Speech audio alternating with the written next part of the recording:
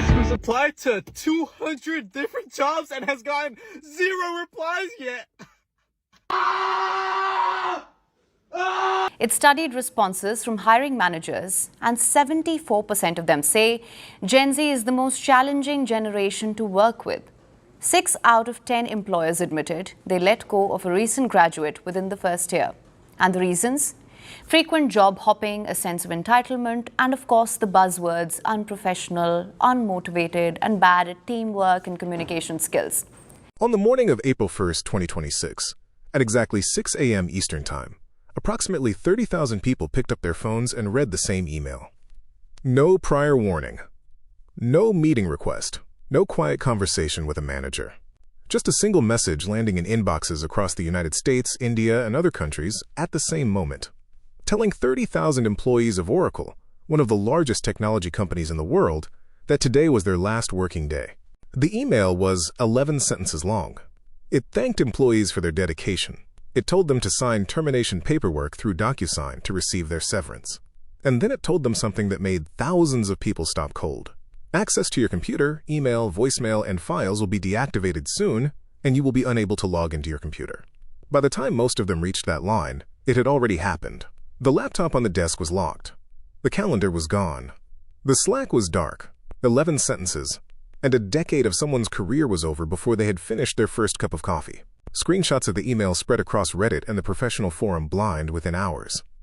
And something interesting happened in the comments. People were not just horrified. They were not surprised. One comment that got thousands of upvotes said, "High performers, experienced architects, no one was spared." At the end of the day, you're just a number in the sheet. If the management decides to let you go, it won't matter how much your team or your manager is dependent on you or your impact. You will be let go. And then the surviving Oracle employees, the ones who did not get the 6 a.m. email that morning, were reportedly told by senior management to ramp up efficiency, to stretch, to cover the workload left behind by the 30,000 people who were just erased. Their response was immediate, organized, and completely rational. They said no. Posts circulated on Reddit advising Oracle's remaining employees not to give a single extra hour beyond their normal workday, to go completely offline after hours, to let deadlines slip and customer agreements fail, and to make sure that when they did, the responsibility landed on middle management and not on the people who had been asked to do the work of 1.3 employees for the pay of 1. I have no experience. I have no work ethic. I have a criminal record. Right there, stop right there, stop right there. You're hired, you're hired. You start tomorrow. You're gonna make enough to buy a home, 2 cars, and probably, sustainably support a family. But yeah, you start tomorrow. That's awesome. Great. Thank you so much for taking the time today. Just a little bit about myself. I recently graduated from a master's degree. I have 10 internships under my belt. I have 20 self-initiated projects that have led to $10 million each. Additionally, I also solved world hunger. Yeah, unfortunately, that's quite impressive, but we're just looking for somebody with more experience. More experience? What more do you want from me? This is a minimum wage position. This is a cashier position. How are you not gonna hire? You see, that's the problem with Gen Z nowadays. You guys expect Bro, shut the... A recent study found 3 in 4 companies are having issues with recent graduates whom they hired. Some of the reasons they listed, well, a lack of motivation, a lack of initiative, a lack of professionalism, poor organizational skills, poor communication skills, difficulty working as a team. Other than that, they're doing great. Yikes, that's a pretty long list, Jim. One post summed up the philosophy. Goals are in jeopardy because of layoffs? This is not my problem to solve. Customers are mad because deliverables are delayed? This is not my problem to solve. Boss is freaking out because staff was cut by 30% but workload remains the same? This is not my problem to solve. This is the story that every angry op-ed about lazy young workers is completely missing. The story of what happens when an entire generation watches a 6 a.m. email land on 30,000 people and decides rationally and methodically that the old deal is dead. And understanding why they made that decision, the specific, data-backed, economically rational reasons, tells you more about the future of work than any management consultant's slide deck. The deal that broke, what work actually promised and stopped delivering. To understand why Gen Z is refusing to play by the old rules, you need to understand what the old rules were actually supposed to deliver. Because this is not a story about laziness. It is a story about a contract. For most of the 20th century, there was an implicit agreement between employers and workers in America. You showed up. You worked hard. You were loyal. You put in the unpaid overtime when it was needed. You answered the late email. You treated the deadline like a personal emergency. And in return, you got stability. You got gradual salary increases. You got a pension. You got job security. You got the social status that came with a title at a good company. And eventually, you got to retire with something to show for it. That deal was not always fair. It was not always equally available. But it was real. It worked for enough people for long enough that entire generations organized their lives around it. Phoebe Gavin, a career and leadership coach who works with Gen Z employees, identified precisely when and why that changed. There was a time, perhaps for their parents' generation or generations prior, where hard work and loyalty were rewarded. Now, there's no guarantee of employers ensuring you're rewarded for going above and beyond. Gavin is not being dramatic. She is describing a documented structural shift in how corporations relate to their employees, a shift that has been building for 20 years and accelerated sharply over the past 5. Think about what Gen Z actually watched happen. They entered the workforce at the tail end of a pandemic that upended every assumption about office culture and job security.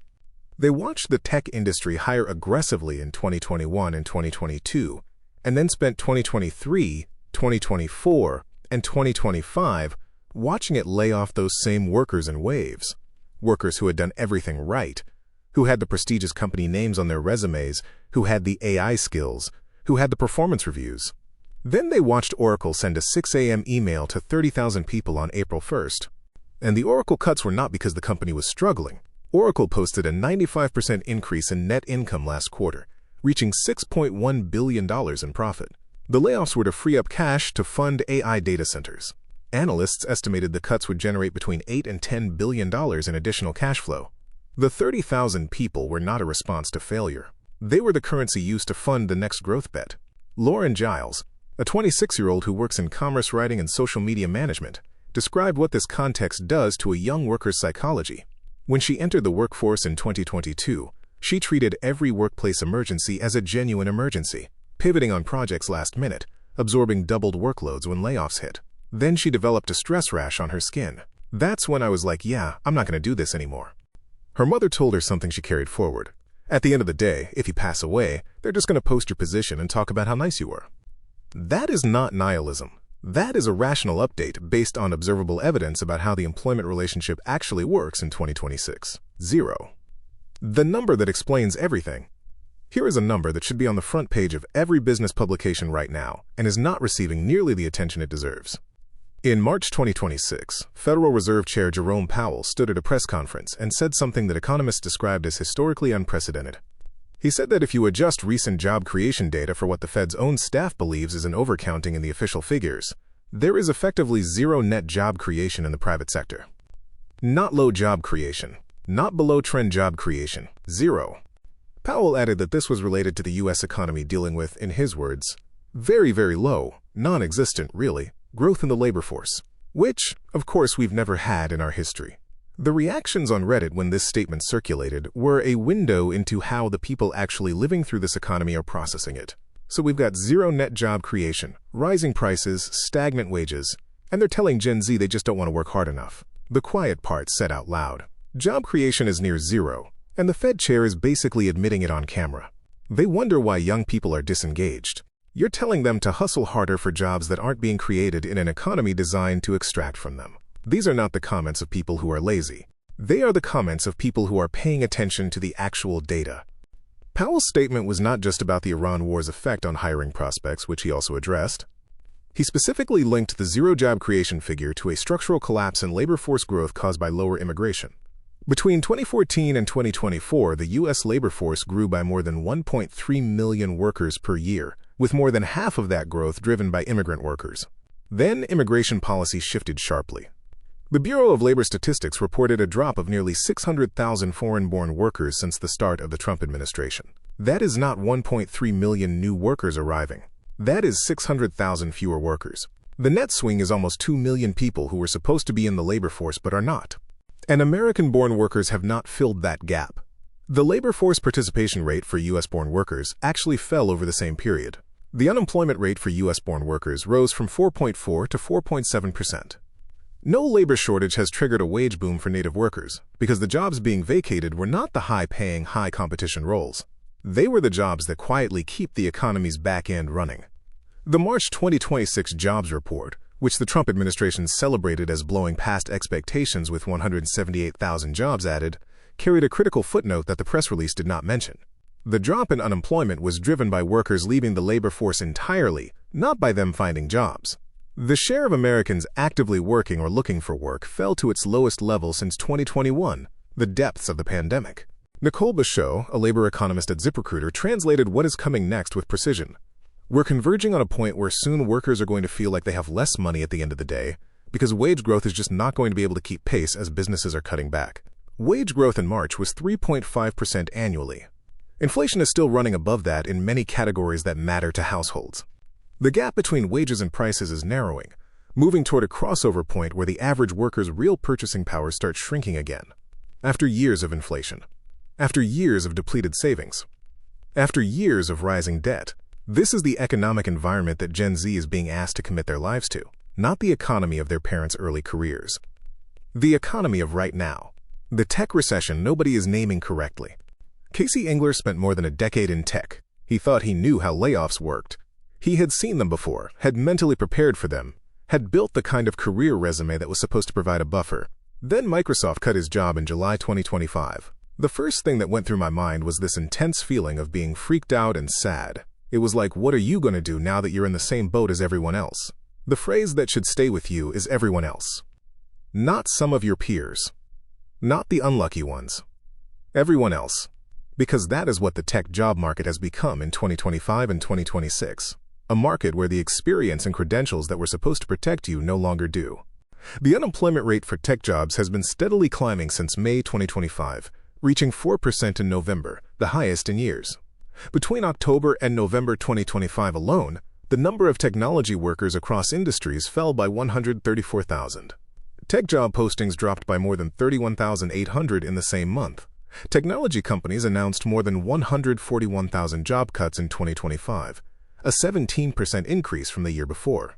And here is the part that should make every person under 30 genuinely angry. The companies doing the cutting are not struggling.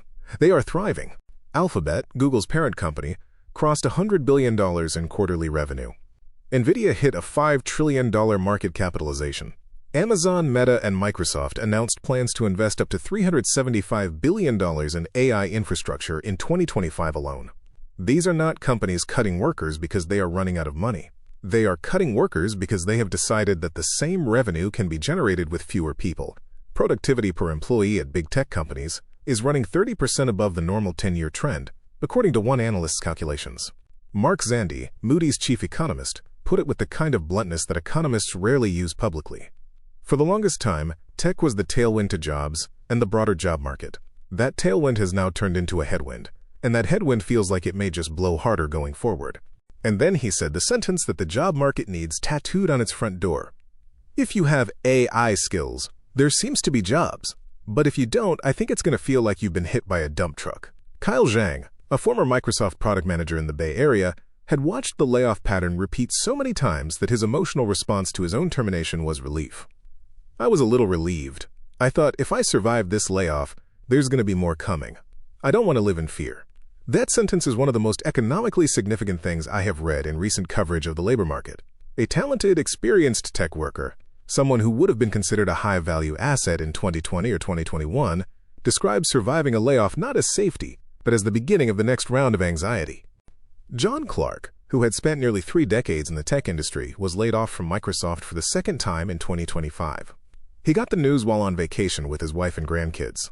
He was more prepared this time. When a recruiter called about a potential third stint at Microsoft, he told his wife he wanted to make it a hat trick, he said, sarcastically. His sarcasm is the sound of an employment relationship that has lost its dignity, what Gen Z actually wants, and why that is not what you have been told. Now let me tell you something that will complicate every lazy narrative you have heard about Gen Z not wanting to work. When the United Way of the National Capital Area surveyed 1,000 Americans, nearly 500 of whom were Gen Z, about what they wanted from work, the results were not a portrait of a generation that has opted out of ambition.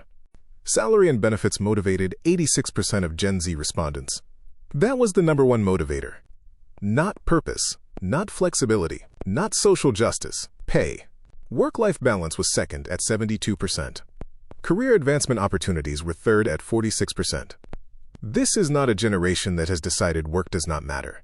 This is a generation that has decided that performing the appearance of caring about work is not the same as actually being compensated for doing good work. Said Collier graduated from NYU in 2024. She is exactly the kind of candidate that companies say they are looking for.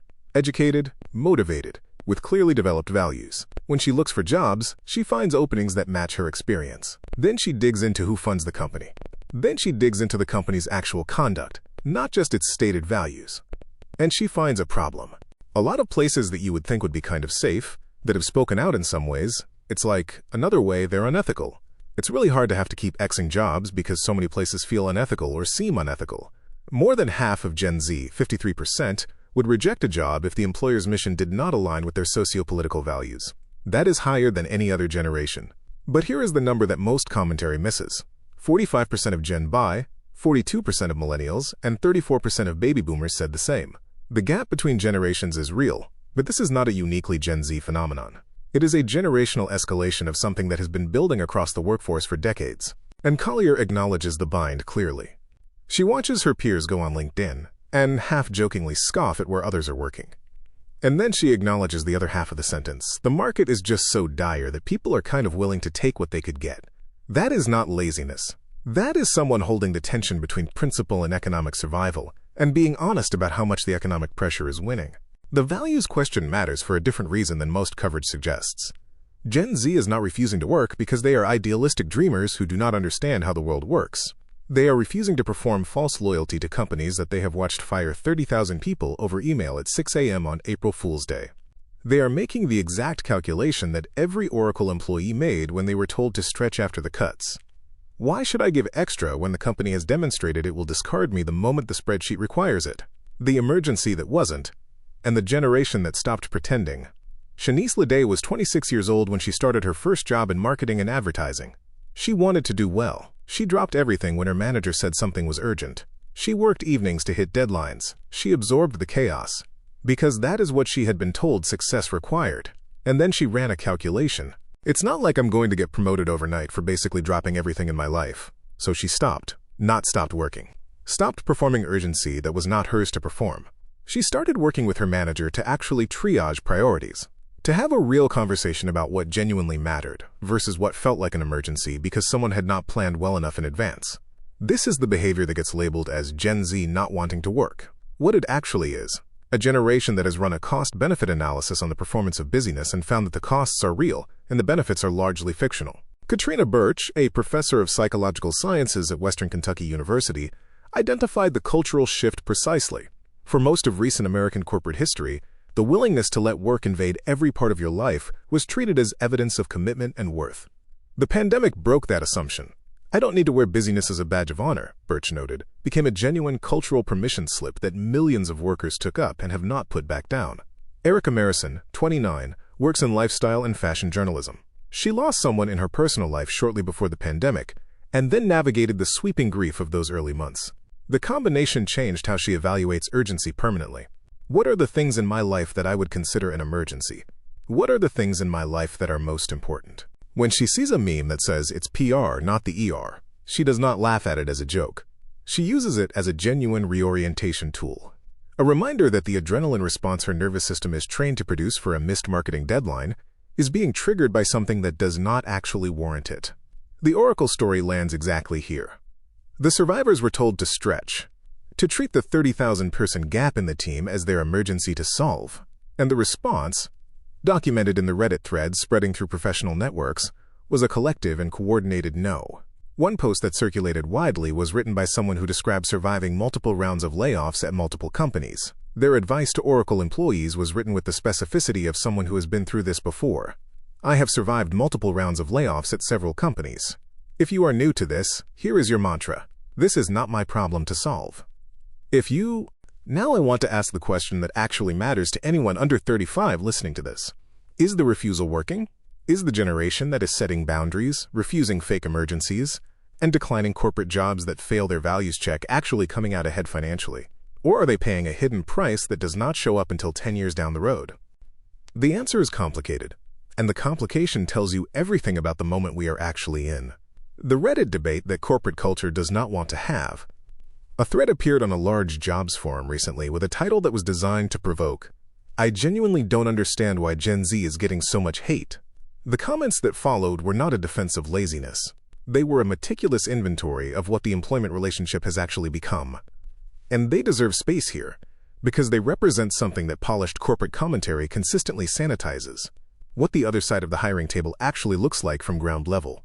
Entry-level jobs require 2 to 5 years of experience. Salaries have not kept up with cost of living in any major city. They do 3 to 7 rounds of interviews, make you do unpaid project work, then ghost you, or say they went with an internal candidate. Companies post jobs they are not actually hiring for. And then they call the generation that grew up watching this happen lazy. Gen Z watched their parents work themselves to the bone at companies that laid them off anyway. They drew the correct lesson. My dad worked 60-hour weeks at the same company for 28 years. He got laid off 6 months before his pension vested. Tell me again why Gen Z should be loyal. That last comment landed because it is not an abstract argument. It is a specific, lived inheritance. A generation watching what happened to the generation before it, and making different choices. Another thread on a recruiting forum asked whether corporate jobs were still attractive to younger workers. The responses were not what most HR departments would want to read over their morning coffee. Corporate jobs made sense when they offered stability. Now they offer neither stability nor the pay that would justify the instability. What exactly is the pitch? The deal is, we will surveil you, micromanage you, expect you to be available 24/7, pay you below inflation, and lay you off the moment a spreadsheet says we should. In return, you get a title on LinkedIn and the anxiety of wondering which round of cuts gets you. I had a job where they tracked my bathroom breaks. And then they wondered why the turnover was 60% a year. Hot take alert. The people writing those comments are not describing a culture they are rejecting out of weakness. They are describing a culture that has rejected them first, and then blamed them for noticing. The thread on Oracle survivors refusing to stretch attracted its own wave of comments that captured something specific about the current moment. One post that circulated widely in r/jobs gave a piece of advice that has become something of a manifesto for workers navigating post-layoff workplace culture. And spend some time getting all of your personal stuff off of your work computer now. Not because you plan to leave, because you should always be ready. This is what sustained corporate betrayal produces in a workforce. Not anger, not protest, preparedness. A generation that keeps their resume current, their files backed up off the company server, and their personal email address ready to submit into the DocuSign termination form. A generation that has internalized, as a permanent operating condition, the possibility that today might be the last working day. That is not the mindset of a lazy generation. That is the mindset of a workforce that has been trained through repeated exposure to 6 a.m. emails to treat employment as a renewable short-term contract rather than a long-term relationship. And when you treat employment as a renewable short-term contract, giving extra unpaid hours to the counterparty is not loyalty. It is a negotiation error. Is the refusal actually working? Let us run the math on whether the Gen Z approach to work is financially rational.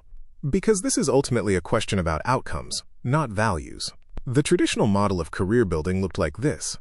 Join a prestigious company early, work harder than expected, accept below-market pay in exchange for experience and credibility, grind through years of unpaid emotional labor, and emerge in your mid-30s with a strong resume, a decent network, and enough seniority to negotiate something approaching your actual market value. That model made sense when a few things were true. When company tenure translated to salary advancement, when loyalty reduced your layoff risk, when the credentialing value of a recognizable employer name held for your entire career, and when the company you joined in year 1 was likely to still exist in a recognizable form in year 15. Now check each of those assumptions against the current evidence. Salary advancement through tenure? Average hourly wage growth hit 3.5% in March 2026, at a time when inflation in food, housing, and energy is still running higher in the categories that hit household budgets hardest. Real purchasing power for the median worker is shrinking, not growing. Loyalty reducing layoff risk? Oracle laid off 30,000 people, many of them with strong performance records and long tenure, in a company that just posted a 95% increase in net income. Mark Zandi at Moody's called what is happening in tech a, quote, jobs recession.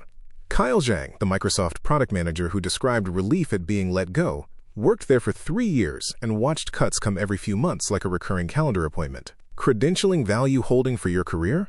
The Washington Post analysis of the tech sector found that in California, the tech workforce has shrunk by 19% in 2 years. The roles that are growing are AI-specific. The CompTIA analysis found that 41% of all active job postings now require AI skills. The credential value of 5 years at a traditional software company is not what it was when you started. The company still existing in a recognizable form? Oracle is reportedly $58 billion in new debt. Its stock has fallen more than 50% from its 2025 peak, and multiple banks have scaled back financing for its data center projects. In the same quarter, it posted record profits and conducted its largest layoff in years. The corporate landscape is in a state of restructuring so rapid that the company you joined to build a career may not resemble that company within 3 years. So is the refusal working? The honest answer is, for the specific things it is refusing, yes. The refusal to give unpaid overtime to a company that will cut you anyway is financially rational. The refusal to perform busyness theater that does not advance your career is time rational. The refusal to stay in a role that does not pay market rate out of misplaced loyalty is economically rational. Where it gets complicated is the longer game. The people who are refusing to stretch at Oracle are right that the workload is not their problem to solve. They are also accumulating less visible achievement evidence for their next performance review. They are building fewer relationships with senior people who might advocate for their advancement. They are leaving the field open for the colleagues who are stretching. The ones who either do not know the Oracle Reddit thread exists, or who have calculated that short-term visibility is worth the cost. This is the real tension at the heart of the Gen Z work story. The refusal is rational as a response to a broken contract. It is less rational as a strategy for advancement inside systems that still, despite everything, reward visible performance. And the tragedy is that both things are true simultaneously, which means there is no clean answer, and no advice that does not involve some version of absorbing an unfair cost. The dress code that broke a country, and what it actually means. Here is a detail from the nimble work analysis of Gen Z workplace behavior that seems minor and turns out to be significant. In China, Gen Z workers have started wearing pajamas to work as a protest against dress codes, not as a fashion statement, as a coordinated, deliberate, culturally legible act of resistance. And in the United States, the equivalent is not pajamas. It is something more consequential and harder to photograph. It is the quiet renegotiation of what work is for. 82% of Gen Z employees expect mental health days. 55% say control over their work schedule is essential to work-life balance. 24% want more autonomous tasks.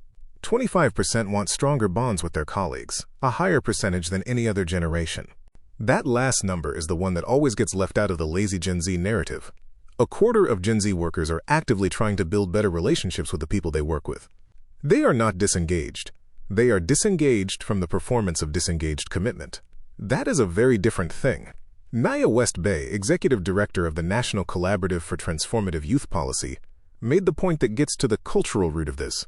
Young workers are increasingly bringing a disability justice lens to their work that recognizes a, quote, larger problem in our culture of equating work with worth and conflating performative productivity with actual performance. That phrase, conflating performative productivity with actual performance, is doing a lot of work.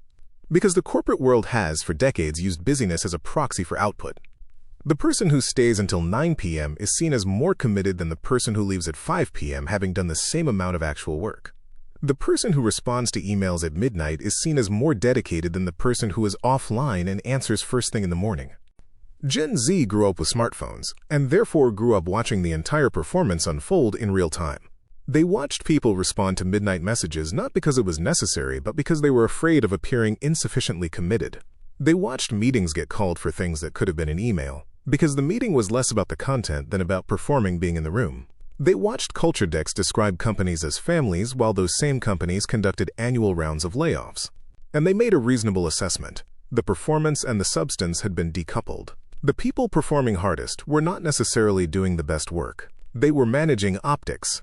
And managing optics in a company that will send you a 6 a.m. email anyway is a significant investment with a very uncertain return. The Chinese pajama protest is extreme and photogenic.